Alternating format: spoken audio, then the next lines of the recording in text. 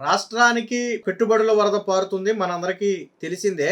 అయితే ఎంతవరకు ఎంఓయూలు కుదుర్చుకోవటమేనా? అవి రాష్ట్రంలో ఏమన్నా పనులు ప్రారంభించి ఉద్యోగాలు కల్పించే దిశగా ముందుకు వెళుతున్నాయనే అనుమానం చాలా మందికి రావచ్చు. సో, కాగ్నిజెంట్ ఈ పేరు అందరూ వినే ఉంటారు. సో, ఫేమస్ కంపెనీ, పెద్దగా పరిచయం అవసరం లేదు. అలాంటి కాగ్నిజెంట్ సరిగ్గా 2025 జనవరి నెలలో చంద్రబాబు గారు దావోస్ పర్యటనకి వెళ్ళినప్పుడు ఆ సంస్థతో ఒప్పందం చేసుకున్నారు. సో, ఇక్కడ ఉన్నటువంటి అవకాశాల గురించి ఒప్పించి ఆ సంస్థతో ఒప్పందం చేసుకున్నారు. వాస్తవానికి అప్పుడు ఒప్పందం ప్రకారం 8,000 ఉద్యోగాలు సుమారు వాళ్ళు కల్పిస్తామని కూడా చెప్పారు. అది అంటే క్యాలెండర్ ఇయర్ మారక ముందే 2025 జనవరిలో ఒప్పందం జరిగితే 2025 డిసెంబర్లో దాని పనులు ప్రారంభమయ్యాయి. నిన్న దానికి చంద్రబాబు గారు, నారా లోకేష్ గారి ఆధ్వర్యంలో, కాగ్నిజెంట్ సీఈఓ ఆధ్వర్యంలో శంకుస్థాపన కూడా జరిగింది వైజాగ్లో. దాదాపుగా 22 ఎకరాల్లో తమ పనులు అయితే ప్రారంభించారు. వీటితో పాటు మరొక 8 కంపెనీలు కూడా శంకుస్థాపన చేశారనుకోండి. ప్రముఖ కంపెనీ కాగ్నిజెంట్. అంటే వేగం చూడండి. నేను గత వీడియోలో కూడా నేను 2-3 సందర్భాల్లో చెప్పా. కంపెనీలు ఎంఓయూలు జరుగుతున్నాయి, ఓకే. అవి రాష్ట్రానికి రాకపోతే, వెంటనే పనులు ప్రారంభించకపోతే దానివల్ల యూజ్ ఉండదు. మళ్ళీ ఎలక్షన్ టయానికి, ఫర్ ఎగ్జాంపుల్ నెక్స్ట్ ఎన్నికల టయానికి అన్ని ఒప్పందాలు కాగితాల మీదే ఉండి గ్రౌండ్ అవ్వలేదు అనుకోండి, ప్రజలు కూడా యాక్సెప్ట్ చేయరు. యువత కూడా కంపెనీలు వస్తున్నాయి అంటే ఆశ ఏంటి? సో, అందులో ఉద్యోగ అవకాశాలు వస్తాయని. సో, అలాంటివి కల్పించలేనప్పుడు, అవి కాగితాలకే పరిమితమైనప్పుడు దానివల్ల పెద్ద యూజ్ ఉండదు. జగన్మోహన్ రెడ్డి కూడా చెప్తాడు, మేమేదో 5 లక్షల కోట్లు 10 లక్షల కోట్లు పెట్టుబడులు మేము తెచ్చామని చెప్పి చెప్తాడు. సరే, అన్ని కోట్లు వద్దు కానీ ఏదో 2 కంపెనీల పేరు చెప్పండి అంటే పైకి కిందకే చూస్తారు, చెప్పలేరు. ఎందుకంటే అవన్నీ పేపర్ మీదే ఉన్నాయి, జరిగిందా లేదా పక్కన పెట్టండి. కానీ చంద్రబాబు గారు ఒక మాట చెప్పారు, మేము ఎంఓయూ చేసుకున్నటువంటి ప్రతి కంపెనీ కూడా 3 ఏళ్లలో, అంటే ఈ గవర్నమెంట్ ఉండగానే గ్రౌండ్ అవుతుంది, పనులు ప్రారంభిస్తారు. ఈవెన్ నారా లోకేష్ గారు నిన్న కాక మొన్న అమెరికా పర్యటనకి వెళ్ళిన సందర్భంలో కూడా ఏదో ఒక సంస్థతో గతంలో ఒప్పందం కుదుర్చుకున్నారు. వాళ్ళని వెంటనే వచ్చి మీరు పనులు ప్రారంభించాలని కోరితే మేము కూడా రెడీగానే ఉన్నాం, ఇమీడియట్గా మేము ఆంధ్రప్రదేశ్లో పనులు ప్రారంభిస్తామని చెప్పారు. అలాగే చంద్రబాబు గారు ఇంకో మాట కూడా చెప్పారు, ఇప్పుడు ఎంఓయూ కుదుర్చుకున్న ప్రతి సంస్థను నారా లోకేష్ వెంటపడి వాళ్ళు పనులు ప్రారంభించే వరకు వదిలిపెట్టాడు.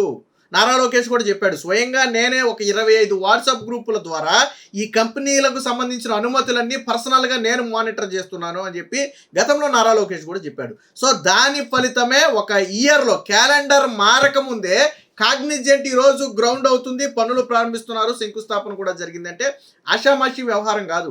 సో, అది చంద్రబాబు గారికి ఉన్నటువంటి విజన్ ఏంటంటే ఇది. గతంలో జగన్మోహన్ రెడ్డికి చంద్రబాబుకి తేడా ఏంటంటే, జగన్మోహన్ రెడ్డి కంపెనీలు తీసుకురాకపోగా వచ్చిన కంపెనీలు తరిమేసినటువంటి పరిస్థితి. ఆయన ఏదో నేను 2-3 కంపెనీలని ఎంఓయూ చేసుకున్నామని చెప్పినా అవి ఎక్కడున్నాయో ఎవరికి తెలియనటువంటి పరిస్థితి. కానీ చంద్రబాబు గారు అలా కాదు. ఒక విజన్తో ఇప్పుడు ఏ డేటా సెంటర్లు కావచ్చు, ఏ ఆర్టిఫిషియల్ ఇంటెలిజెన్స్ హబ్ కావచ్చు, డేటా సెంటర్ హబ్ కావచ్చు, ఫ్యూచర్లో ఇవన్నీ కూడా క్వాంటమ్ కావచ్చు, ఇవన్నీ కూడా ఫ్యూచర్లో భవిష్యత్తును మార్చేసేవి. ఇప్పుడు గతంలో మనకు కంప్యూటర్ అంటే ఒక 20 ఏళ్ల క్రితం కంప్యూటర్ అంటే పెద్దగా తెలియదు, ఈరోజు మార్చేసింది. ఓ 15 ఏళ్ల క్రితం సెల్ ఫోన్ అంటే ఎవరికి పెద్దగా తెలియదు, ఈరోజు మార్చేసింది. సో, రేపటి రోజున ఇవన్నీ వీటికి మించి, ఇప్పుడు మనం మాట్లాడుకునే కంప్యూటర్ కావచ్చు, సెల్ ఫోన్ కావచ్చు, వీటికి మించి భవిష్యత్తు ముందుకెళ్ళబోతుంది టెక్నాలజీలో. సో, దానిలో ప్రధాన పాత్ర పోషించేవే ఇప్పుడు మనం మాట్లాడుకునేటువంటివన్నీ కూడా. సో, వాటిని ఏదైతే రేపు భవిష్యత్తును మారుస్తుంది అని మనం అనుకుంటున్నామో వాటిని ఈ రోజు నుంచే చంద్రబాబు గారు ప్రోత్సహిస్తున్నారు. అది చంద్రబాబు గారి విజన్. సో, ఈ కాగ్నిజెంట్కి సంబంధించి ఆయన సీఈఓ కూడా నిన్న మాట్లాడారు. వాస్తవానికి వీళ్ళు మొదటగా ఒప్పందం ప్రకారం అయితే 8,000 ఉద్యోగాలు కల్పించారు. వాస్తవానికి ఈ సీఈఓ శ్రీకాకుళానికి చెందినటువంటి వ్యక్తి అంట. అదృష్టం ఏంటంటే సీఈఓ శ్రీకాకుళానికి చెందిన వ్యక్తి. కాగ్నిజెంట్లో కీలకమైనటువంటి పొజిషన్లో ఉన్న చాలా మంది తెలుగు వాళ్ళే, ఆంధ్రప్రదేశ్ మూలాలు ఉన్న వాళ్ళే.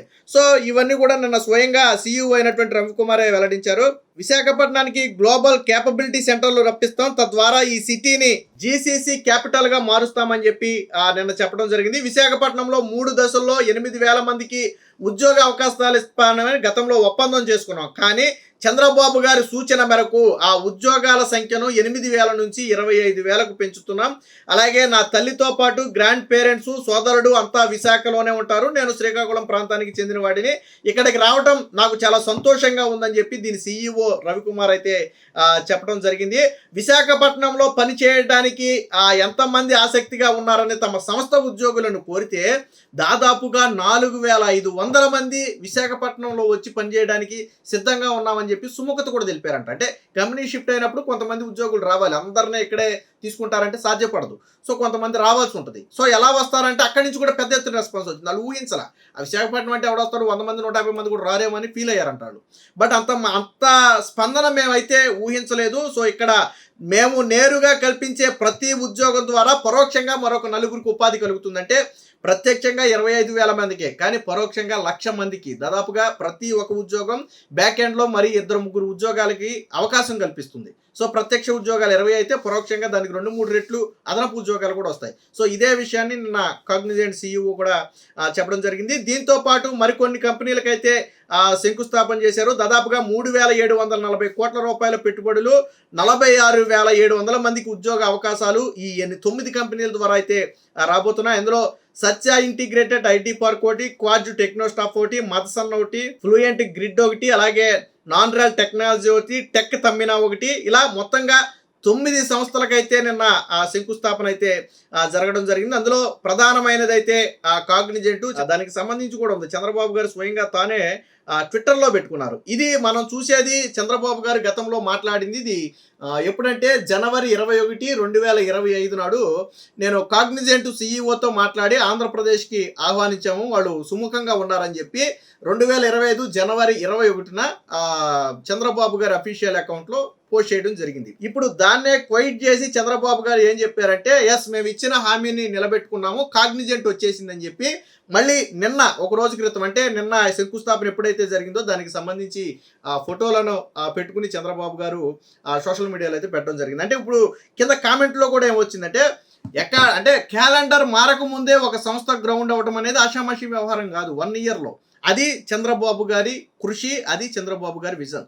ఇదే సమయంలో ఏ సంస్థలతో ఒప్పందం కుదుర్చుకున్నామో ఆ సంస్థలకు అనుమతులు ఇవ్వడం దగ్గర మొదలుపెట్టి వాళ్ళు గ్రౌండ్లో పనులు ప్రారంభించే వరకు కూడా వెంటపడి వాళ్ళ చేత ఒప్పించి తీసుకొచ్చే బాధ్యతను నారా లోకేష్ తీసుకున్నారు. అంటే చూడండి, తండ్రి కొడుకులు ఇద్దరు కూడా ఏ స్థాయిలో రాష్ట్రం కోసం కష్టపడుతున్నారు అనడానికి ఇదొక ఉదాహరణ.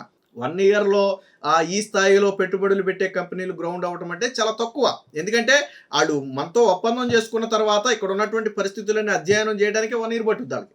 ఆ తర్వాత గవర్నమెంట్ నుంచి రావాల్సిన అనుమతులు రావడానికి దాదాపు 6 నెలల నుంచి 1 ఇయర్ పట్టుద్ది. ఇప్పుడంటే దాదాపు 20 రోజుల్లోనే 21 రోజుల్లోనే మేము అనుమతులన్నీ కూడా క్లియర్ చేస్తున్నామని చెప్పి గతంలో నారా లోకేష్ గారు కూడా చెప్పారు. సో ఇది విజన్ ఉన్నటువంటి నేతకు విజన్. గతంలో ఏదన్నా ఇలాంటి ఒక కంపెనీ చెప్పుకోవాలనుకోండి, ఫర్ ఎగ్జాంపుల్ పెట్టుబడులు పెట్టిన కంపెనీ ఏందన్నాం అనుకోండి, గతంలో IT మినిస్టర్ని అడిగామనుకోండి, ఆయన కోడిగుడ్డు కథలు చెప్తాడు. జగన్మోహన్ రెడ్డిని అడిగామనుకోండి, పైకి కిందకే చూస్తాడు. వైజాగ్లో వాళ్ళు ఏదో పెట్టుబడుల సదస్సుని పెట్టారు, మనం చూసాం. యూట్యూబర్స్ని, ఇన్ఫ్లుయెన్సర్స్ని తీసుకొచ్చేస్తే పాపం వాళ్ళు భోజనాల దగ్గర కొట్టుకునే పరిస్థితి. అంటే జగన్మోహన్ రెడ్డి అంతా క్రియేట్ చేశాడు. ఆ రోజు ఏదో పెట్టుబడులు తెచ్చేస్తున్నామని భ్రమ కల్పించాలనే ఉద్దేశంతో క్రియేట్ చేశాడు. బట్ ఇక్కడ అలాంటివేవి కూడా జరగల. ఎందుకంటే వీళ్ళు నిజంగానే నాకు తెలిసి దాదాపు ఒక 70-80 దేశాలకు పైబడి ప్రతినిధులందరూ కూడా మొన్న జరిగినటువంటి సదస్సుకు వచ్చారు. అందులో మెజారిటీ వాళ్ళందరూ కూడా MOUలు చేసుకున్న తర్వాత 2 నుంచి 3 ఏళ్లలో మేము పనులు ప్రారంభిస్తామని హామీ ఇచ్చారు. చంద్రబాబు గారి కండిషన్ కూడా అదే. MOU చేసుకున్నటువంటి కంపెనీ మినిమం 2 ఏళ్లలో మినిమం పనులు ప్రారంభించారు, లేదంటే 3 ఏళ్ళు పనులు ప్రారంభించాలి ఎట్టి పరిస్థితుల్లో. అలా అయితే మాత్రమే మేము ల్యాండ్స్ కావచ్చు లేదా ఇంకా ఇతర బెనిఫిట్స్ కావచ్చు మేము ఇస్తామని చెప్పి చాలా స్పష్టంగా చెప్పారు. సో దానికి కట్టుబడే ఈరోజు కాగ్నిజెంట్కి అయితే భూమి పూజ కూడా చేయడం జరిగింది. ఏదేమైనా మొత్తంగా రాష్ట్రంలో ఏదైతే MOUలు కుదుర్చుకున్నారో వాటన్నిటినీ కూడా గ్రౌండ్ చేయించడంలో కూడా చంద్రబాబు గారు, నారా లోకేష్ సక్సెస్ అయ్యారని చెప్పి ఈ సందర్భంగా మనం చెప్పాలి. Please subscribe to Leo news for more videos.